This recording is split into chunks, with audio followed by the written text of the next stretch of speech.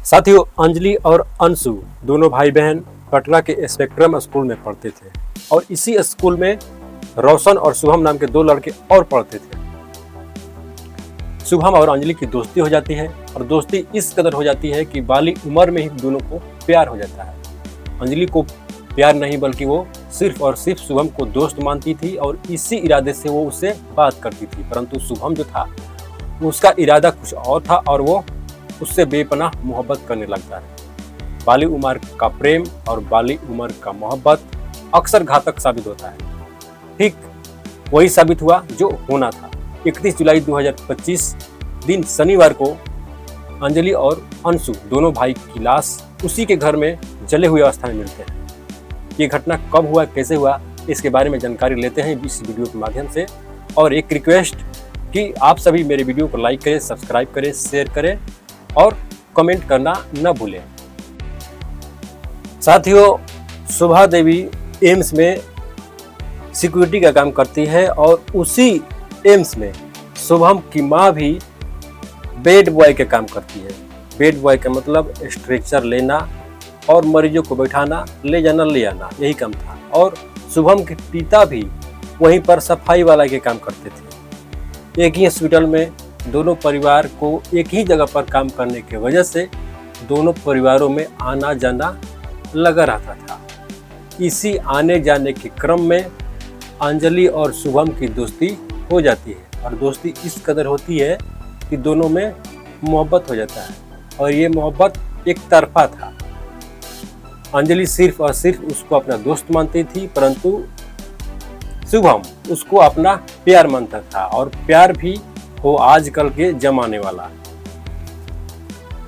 उस दिन जब शोभा देवी छुट्टी जब होता है उसका 2 बजे, तो वो आती है और घर में जब जाती है अपने फ्लैट में जब जाती है तो देखती है कि उसका जो मेन गेट था वो खुला था और खुला होने के कारण वो काफ़ी घबरा जाती है और अंदर जाती है। अंदर जब जाती है तो कुछ जलने का स्मेल आता है और वो जिस कमरे में अंजलि और अंशु रहते हैं उस कमरे में जाती है तो देखती है कि बाहर से दरवाज़ा लॉक था।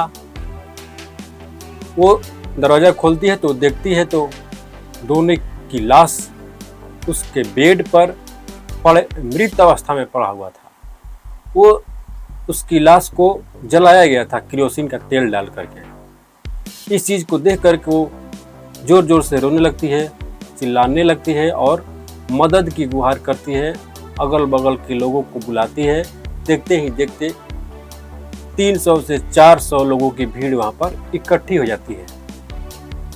उसने अपने पति को भी बुलाया।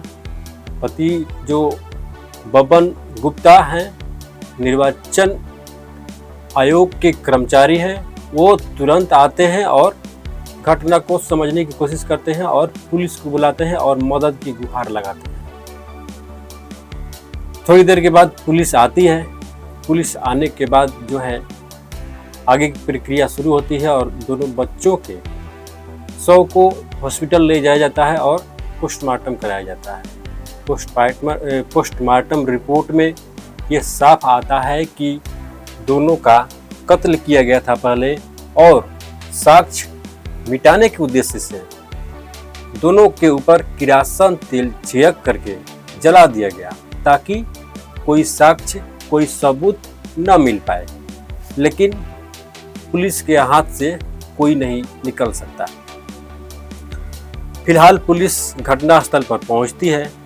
घटनास्थल पर पहुंचती है तो डॉग स्क्वाड को बुलाया जाता है और डॉग स्क्वाड के अनुसार 4 किलोमीटर स्थित एक मकान में जाया जाता है जो कि शुभम नाम के लड़के का था।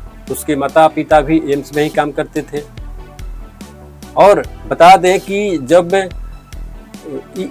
शोभा देवी के घर में ये घटना हुआ था तो शुभम की माता और पिता दोनों आए थे और उन लोगों को शोभा देवी और बबन गुप्ता को ढाढ़स बना रहे थे, समझा रहे थे, बुझा रहे थे और उनको ये पता नहीं था कि उन्हीं का बेटा इन बच्चों का कातिल है।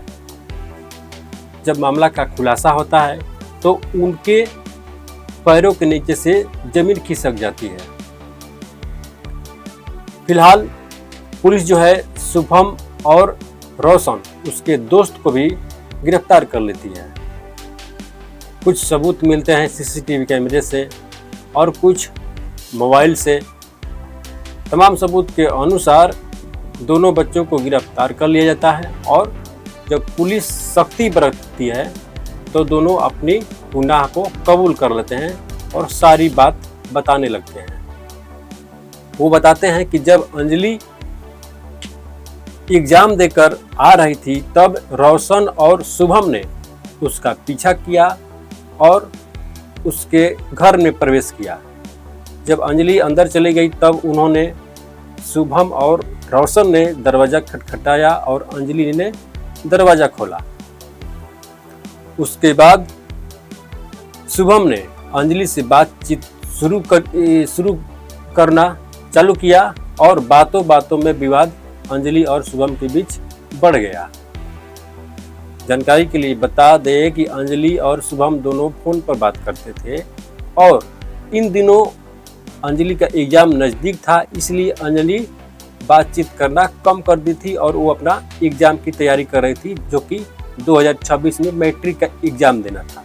परंतु शुभम को ऐसा लगा कि वो उसे धोखा दे रही है और किसी और से बात कर रही है। इसी उद्देश्य से उसने उसको जान से मारने के लिए केरोसिन का तेल खरीद करके रोशन और शुभम दोनों उसके घर गए थे। बातचीत करते करते जब विवाद बढ़ जाता है तब शुभम जो है बगल में रखे हुए डंडे को उठाता है और अंजलि के सर पर दे मारता है। जब डंडा उसके सर पर लगता है तो काफी चोट लगती है और अंजलि वहीं पर बेहोश होकर के गिर जाती है। इसके बाद शुभम एक के बाद एक करके अंजलि के शरीर के तमाम अंगों पर प्रहार करता है और अंजलि वहीं पर दम तोड़ देती है। बगल के कमरे में अंजलि का भाई अंशु सो रहा था, वो जगता है। अंशु की बात करें तो वो भी स्पेक्ट्रम स्कूल में ही पढ़ाई करता था। उसकी उम्र की बात करें तो 11 से 12 के बीच था और वो 6वीं क्लास में पढ़ता था। जब वो देखता है तो दोनों को पहचान जाता है क्योंकि दोनों के परिवारों के बीच आना जाना लगा रहता था। तो तुरंत रोशन ने, शुभम का दोस्त भी गया था, रोशन ने ईंट रखा था और वो ईंट से अंशु के सर को कुचल दिया। उसने एक के बाद एक 10 बार अंशु के सिर पर ईंट से वार किया। ईंट बड़ा था और 11 साल का बच्चा अंशु वहीं पर दम तोड़ देता है।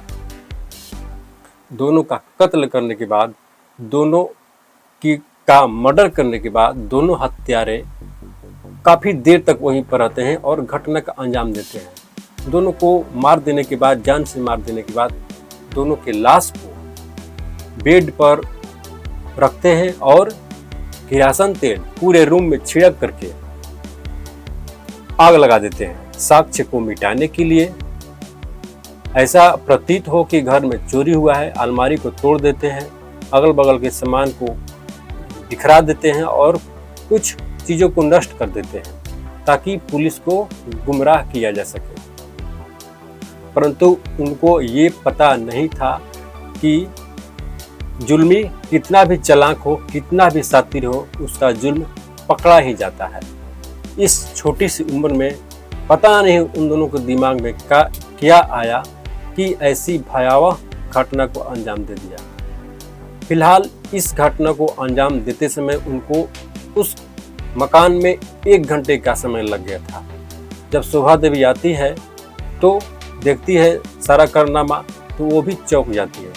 फिलहाल पुलिस दोनों बच्चों को गिरफ्तार करके जेल में डाल देती है और विभिन्न धाराओं के अंतर्गत उन पर FIR यानी मुकदमा दर्ज किया जाता है और कोर्ट की सुनवाई तक उनको अपने हिरासत में रखते हैं और रिमांड पर लेकर के पूछताछ करना स्टार्ट कर दिया है।